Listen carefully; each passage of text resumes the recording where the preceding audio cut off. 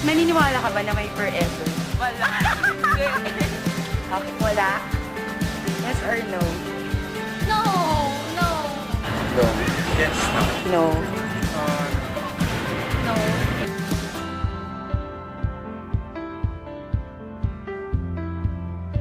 Naniniwala ka ba na may forever? Yes. Bakit? Kasi forever is not enough. Oo, bakit pag yes? Kasi ako yung una magpapatunay na ganyan. Yes, kasi may forever sa parents ko, tsaka forever kasama ni Lord. Marami namang examples na makikita natin na may forever.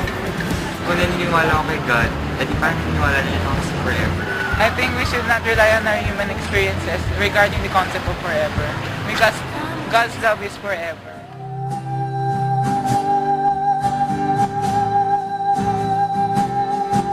Do you believe in forever? Yes, Why? it is because that there is life after death.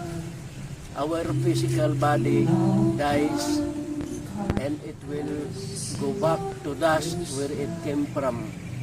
But our soul will never rot, but will live forever. This is a basic Christian teaching.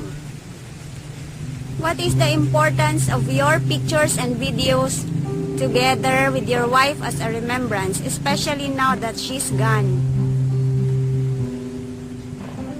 Looking at our picture together, especially during our wedding anniversary, always reminds me that the sacrament of marriage made us one body, and that truth shows that spiritual life is forever.